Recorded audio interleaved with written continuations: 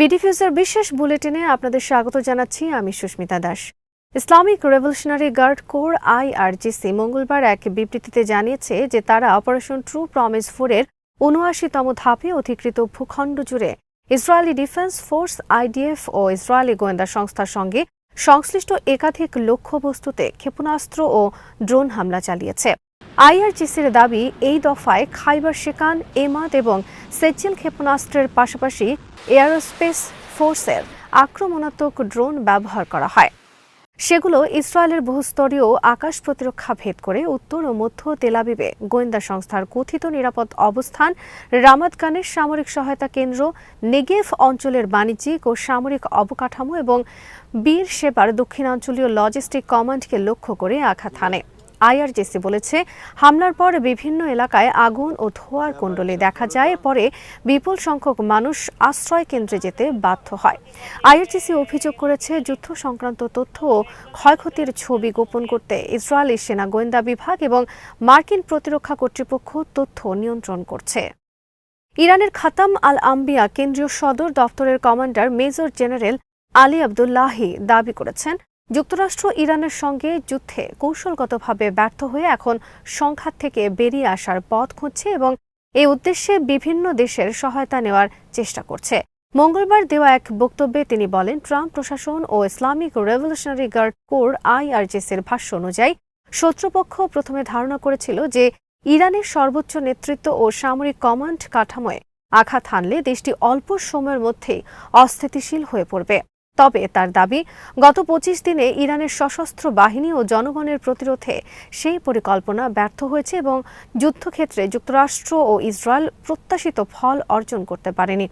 Abdullahi আরও বলেন, বর্তমান পরিস্থিতিতে ওয়াশিংটন বাস্তবতা উপলব্ধি করে কূটনৈতিকভাবে যুদ্ধ থেকে বের হওয়ার পথ খুঁজছে। তিনি দাবি করেন, ইরানের সামরিক বাহিনী নতুন নেতৃত্বের অধীনে পূর্ণ প্রস্তুতিতে রয়েছে এবং জাতীয় মর্যাদা রক্ষায় অভিযান অব্যাহত রাখবে। এদিকে আইআরজিসি এক নতুন সতর্কবার্তায় জানিয়েছে, ইসরায়েল যদি লেবানন ও ফিলিস্তিনে বেসামরিক নাগরিকদের হত্যাকাণ্ড অব্যাহত রাখে, তাহলে উত্তর অধিকৃত ফিলিস্তিন ও গাজায় অবস্থিত ইসরায়েলি সামরিক লক্ষ্যবস্তু ভারী ক্ষেপণাস্ত্র ও ড্রোন হামলার মুখে পড়বে। অপারেশন ট্রু প্রমিস 4-এর ৪৬তম বিবৃতিতে আইআরজিসি বলেছে, জায়নিস্ট বাহিনী আঞ্চলিক যুদ্ধ পরিস্থিতি এবং গণমাধ্যমের মনোযোগকে কাজে লাগিয়ে লেবানন ও ফিলিস্তিনে ব্যাপক যুদ্ধাপরাধ চালাচ্ছে, যা গণহত্যার সব সীমা অতিক্রম করেছে। বিবৃতিতে আরও বলা হয়, শিশু ও নিরস্ত্র মানুষের উপর হামলা চলতে থাকলে ইরান কোনো ধরনের সীমাবদ্ধতা বিবেচনা না করেই সরাসরি প্রতিক্রিয়া জানাবে। আইআরজিসি বিশেষভাবে সতর্ক করে বলেছে, উত্তর অধিকৃত ফিলিস্তিনে শত্রু সেনাদের সমাবেশ স্থল এবং গাজা উপত্যকার সামরিক ঘাঁটিগুলো লক্ষ্য করে ব্যাপক আঘাত হানা হবে। একই সঙ্গে তারা দাবি করে, যুক্তরাষ্ট্র ও ইসরায়েল ইরানের বিরুদ্ধে সাম্প্রতিক সামরিক অভিযান শুরু করার পর থেকে আঞ্চলিক উত্তেজনা নতুন মাত্রা পেয়েছে। ইরানের বক্তব্য অনুযায়ী, দেশটির সামরিক ও বেসামরিক স্থাপনায় বড় ধরনের বিমান হামলার জবাবে ইরানি সশস্ত্র বাহিনী ধারাবাহিকভাবে ক্ষেপণাস্ত্র ও ড্রোন ব্যবহার করে পাল্টা আঘাত হানছে। এই সতর্কবার্তাকে মধ্যপ্রাচ্যের চলমান সংঘাতের আরও বিস্তারের ইঙ্গিত হিসেবে দেখা হচ্ছে। ইরানি প্রেসিডেন্ট বলেছেন, আঞ্চলিক স্থিতিশীলতা ও নিরাপত্তা রক্ষায় ইরান সবসময় আন্তরিক এবং বিদেশি হস্তক্ষেপ প্রতিরোধে দৃঢ় অবস্থানে রয়েছে। সোমবার পাকিস্তানের প্রধানমন্ত্রী শাহবাজ শরীফের সঙ্গে টেলিফোন আলাপে তিনি দ্বিপাক্ষিক সম্পর্ক, আঞ্চলিক পরিস্থিতি এবং যুক্তরাষ্ট্র ও ইসরায়েলের আরোপিত যুদ্ধের পরিণতি নিয়ে আলোচনা করেন। পেজেশকিয়ান বলেন, ইরান যুদ্ধ শুরু করেনি, বরং পারমাণবিক আলোচনা চলাকালে কোনো আইনি ভিত্তি ছাড়াই শত্রুপক্ষ সামরিক আগ্রাসন চালিয়ে দেশের শীর্ষ সামরিক কমান্ডার, নিরীহ নাগরিক, শিক্ষার্থী এবং অবকাঠামো লক্ষ্যবস্তুতে পরিণত করেছে। তিনি জোর দিয়ে বলেন, দেশের ভৌগোলিক অখণ্ডতা রক্ষা করা ইরানের বৈধ ও স্বাভাবিক অধিকার। একই সঙ্গে তিনি প্রতিবেশী দেশগুলোর সঙ্গে আঞ্চলিক সহযোগিতা জোরদারের উপর গুরুত্ব আরোপ করে মুসলিম দেশগুলোর প্রতি আহ্বান জানান, যেন তাদের ভূখণ্ড বা স্থাপনা ব্যবহার করে ইরানের বিরুদ্ধে কোনো হামলা চালাতে না দেওয়া হয়। তিনি সতর্ক করেন, আঞ্চলিক দেশগুলো যদি আগ্রাসন বন্ধে কার্যকর ভূমিকা না নেয়, তবে অন্তত এমন পরিস্থিতি সৃষ্টি করা উচিত নয় যা যুদ্ধকে দীর্ঘায়িত করবে এবং অঞ্চলের নিরাপত্তাহীনতা বাড়াবে। মাসুদ পেজেশকিয়ান আরও বলেন, হরমুজ প্রণালীতে নিরাপত্তাহীনতা সরাসরি সামরিক আগ্রাসনের ফল। তবে আগ্রাসনে জড়িত নয় এমন জাহাজের নিরাপদ চলাচলে ইরান সহযোগিতা অব্যাহত রাখবে।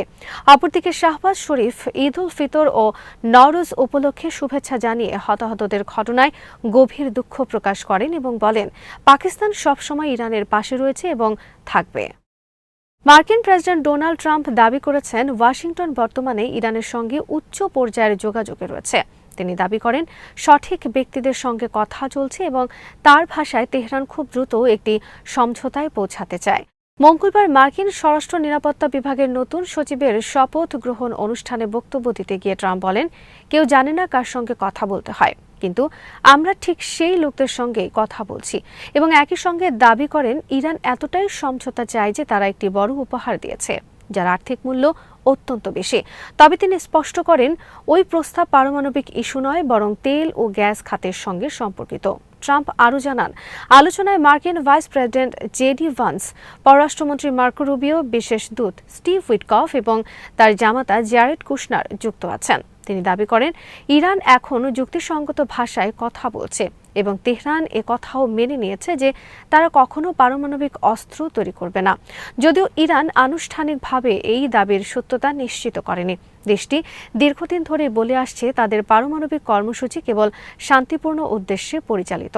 বক্তব্যে ট্রাম্প আরও বলেন, যুক্তরাষ্ট্র 2 দফায় ইরানের শীর্ষ নেতৃত্বকে লক্ষ্যবস্তু করেছে এবং বর্তমান নতুন নেতৃত্বকেও প্রয়োজনে সহজেই টার্গেট করা সম্ভব। তার ভাষায়, আগের নেতৃত্ব সরে যাওয়ার পরই ইরানের রাজনৈতিক পরিবর্তনের পরিবেশ তৈরি হয়েছে। তিনি আরও ইঙ্গিত দেন যে চলমান সংকট দ্রুত শেষ হতে পারে এবং একটি চুক্তি খুব শিগগিরই সামনে আসতে পারে। এদিকে মার্কিন সংবাদ মাধ্যমের প্রতিবেদনে বলা হয়েছে, বিভিন্ন মধ্যস্থতাকারীর মাধ্যমে ওয়াশিংটন সাম্প্রতিক দিনগুলোতে তেহরানের সঙ্গে যোগাযোগ বাড়িয়েছে, যদিও তা এখনও পূর্ণাঙ্গ আনুষ্ঠানিক আলোচনায় রূপ নেয়নি। একই সময়ে চলমান সামরিক উত্তেজনায় যুক্তরাষ্ট্র ও ইসরায়েলের হামলা এবং পাল্টা ইরানি ক্ষেপণাস্ত্র ও ড্রোন হামলা আঞ্চলিক নিরাপত্তা পরিস্থিতিকে আরও জটিল করে তুলেছে। সৌদি যুবরাজ মোহাম্মদ বিন সালমান সাম্প্রতিক সময়ে প্রেসিডেন্ট ট্রাম্পকে কয়েক দফা ফোন আলাপে ইরানের বিরুদ্ধে চলমান যুদ্ধ চালিয়ে যাওয়ার অনুরোধ করেছেন বলে এক প্রতিবেদনে দাবি করা হয়েছে। দ্য নিউ ইয়র্ক টাইমস জানায়, মার্কিন প্রশাসনের সঙ্গে যুক্ত কয়েকজন সূত্রের মতে, সৌদি যুবরাজ মনে করেন বর্তমান পরিস্থিতি মধ্যপ্রাচ্যের রাজনৈতিক বাস্তবতা বদলে দেওয়ার একটি বড় সুযোগ। তার মতে, ইরানের বর্তমান কট্টরপন্থী সরকারকে দুর্বল করা গেলে পুরো অঞ্চলের শক্তির ভারসাম্যে বড় পরিবর্তন আসতে পারে। প্রতিবেদনে বলা হয়, তিনি ট্রাম্পকে বোঝানোর চেষ্টা করেছেন যে ইরান দীর্ঘদিন ধরে উপসাগরীয় অঞ্চলের নিরাপত্তার জন্য একটি বড় হুমকি এবং এই হুমকি শুধু সামরিক চাপের মাধ্যমে মোকাবিলা করা সম্ভব হতে পারে। সূত্রগুলো আরও বলেছে, যুবরাজের মনে করেন, ইরানের বর্তমান শাসন ব্যবস্থা টিকে থাকলে ভবিষ্যতেও উপসাগরীয় দেশগুলো অনিশ্চয়তার মধ্যে থাকবে। সে কারণে তিনি মনে করেন, এখনকার সংঘাত কেবল সাময়িক প্রতিক্রিয়া নয়, বরং ভবিষ্যতের নিরাপত্তা কাঠামো নির্ধারণের একটি গুরুত্বপূর্ণ মুহূর্ত। তবে সৌদি সরকার এই দাবির সঙ্গে একমত নয়। সৌদি সরকারের পক্ষ থেকে দেওয়া এক বিবৃতিতে বলা হয়েছে, তারা শুরু থেকেই এই সংঘাতের শান্তিপূর্ণ সমাধান চেয়েছে এবং এখনও কূটনৈতিক উপায়ে উত্তেজনা কমানোর পক্ষেই রয়েছে। বিবৃতিতে আরও বলা হয়, সৌদি নেতৃত্ব ট্রাম্প প্রশাসনের সঙ্গে নিয়মিত যোগাযোগ রাখছে, কিন্তু যুদ্ধ দীর্ঘায়িত করার কোনো আহ্বান তারা জানায়নি। ব্রিটিশ রয়্যাল নেভি নেতৃত্বাধীন একটি বহুজাতিক সামুদ্রিক জোটের মাধ্যমে হরমুজ প্রণালীতে পুনরায় নিরাপদভাবে উন্মুক্ত করার প্রস্তুতি নিচ্ছে যুক্তরাজ্য, এমন তথ্য প্রকাশ করেছে দ্য টাইমস। প্রতিবেদনে বলা হয়েছে, কৌশলগত এই জলপথে সম্ভাব্য নৌমাইন শনাক্ত ও নিষ্ক্রিয় করতে স্বয়ংক্রিয় ও মানববিহীন প্রযুক্তি ব্যবহারের জন্য ব্রিটিশ প্রতিরক্ষা কর্মকর্তারা একটি যুদ্ধজাহাজ অথবা বাণিজ্যিক জাহাজকে মাদারশিপ হিসেবে মোতায়েনের পরিকল্পনা বিবেচনা করছেন। এই মাদারশিপ থেকে উন্নত স্বয়ংক্রিয় মাইন হান্টিং সিস্টেম পরিচালিত হবে, যা প্রথম ধাপে জলপথের নিরাপত্তা নিশ্চিত করবে। পরবর্তী ধাপে মানববিহীন সারফেস ভেসেল এবং টাইপ 45 ডেস্ট্রয়ার ব্যবহার করে তেলবাহী ট্যাঙ্কার ও বাণিজ্যিক জাহাজকে নিরাপত্তা দেওয়ার পরিকল্পনা রয়েছে। এই বহুজাতিক উদ্যোগে যুক্তরাষ্ট্র ও ফ্রান্সের অংশগ্রহণের কথাও উল্লেখ করা হয়েছে।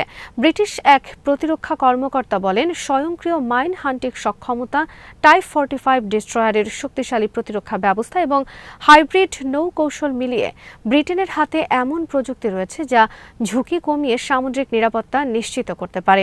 ব্রিটিশ কর্মকর্তাদের ধারণা প্রণালীতে নো মাইন পাতা হয়েছে, যদিও এখনও ভারত, পাকিস্তান ও চীনের কিছু জাহাজ চলাচলের জন্য একটি সীমিত নিরাপদ করিডোর খোলা রয়েছে।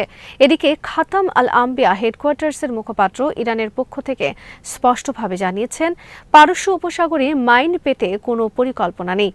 তিনি বলেন, ইরান অত্যন্ত আত্মবিশ্বাসের সঙ্গে পার্সিয়ান গালফ ও ওমান সাগরের জলসীমায় নিয়ন্ত্রণ বজায় রেখেছে এবং প্রয়োজন হলে নিরাপত্তা নিশ্চিত করতে নিজেদের সক্ষমতার সব উপায় ব্যবহার করবে। তার দাবি, আঞ্চলিক দেশগুলোর সহযোগিতায় ইরানের সশস্ত্র বাহিনী এই জলপথ নিরাপদ রাখতে সক্ষম। অতিরিক্ত আঞ্চলিক শক্তির হস্তক্ষেপের প্রয়োজন নেই। বর্তমানে প্রণালী দিয়ে দৈনিক প্রায় 2 কোটি ব্যারেল তেল পরিবাহিত হয়। ফলে সাম্প্রতিক উত্তেজনায় বিশ্ববাজারে তেলের দাম ও শিপিং ব্যয় বেড়েছে। মধ্যপ্রাচ্যে চলমান সংঘাতের প্রেক্ষাপটে এই সামুদ্রিক নিরাপত্তা উদ্যোগ আন্তর্জাতিক বাণিজ্য ও জ্বালানি সরবরাহের জন্য অত্যন্ত গুরুত্বপূর্ণ হয়ে উঠেছে। আজ এখানে শেষ করছি। সবাই ভালো থাকুন, সুস্থ থাকুন আর দেখতে থাকুন বিডি ভিউজ। চ্যানেলটি ভালো লাগলে সাবস্ক্রাইব করুন, সংযুক্ত থাকুন আমাদের ফেসবুক পেজে।